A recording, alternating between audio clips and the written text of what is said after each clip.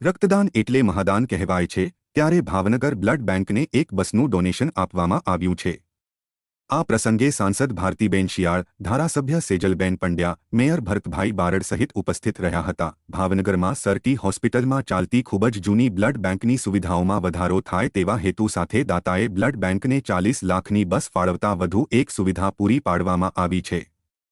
Bhavnagar Sir T હોસ્પિટલમાં ચાલતી blood બેંકને બસની સુવિધા આપવામાં આવી છે, ત્યારે બ્લડ બેંક દ્વારા 200 જેટલા કેમ્પ યોજવામાં આવતા હોય છે, તેમજ 20,000થી વધુ બ્લડ એકઠું કરવામાં આવે છે અને 30,000થી વધુ લોકોને બ્લડ આપવામાં આવતું હોય છે। આમ બસની સુવિધા મળતા વધુ એક સુવિધાનું પાસું ઉમેરાયું છે। એ ઉપરાંત આજના આપણા મેયર અને શહેરના પ્રથમ નાગરિક શ્રી ભરતભાઈ સાહેબ, આપના ધારાસભ્ય શ્રી સેવાઓ ઉપલબ્ધ હોય છે અને અત્યારની હોસ્પિટલથી તમામ પ્રકારના બ્લડ કમ્પોનન્ટ જે બનાવી શકાય છે તે તમામ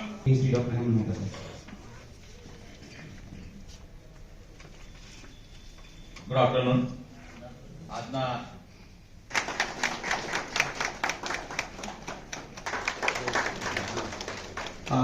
હવે ડોક્ટર પ્રજ્ઞેશભાઈ સાને વિનંતી કરીશ કે બહુ જ ટૂંકમાં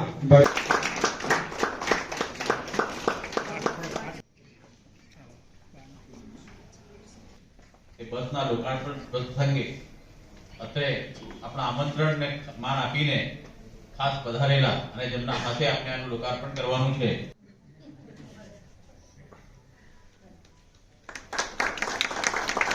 હું પ્રજ્ઞેશભાઈ સાને વિનંતી કરીશ કે ઇન્ટસ ફાઉન્ડેશનમાં રજનીશભાઈ બક્ષીનું સ્વાગત કરશે।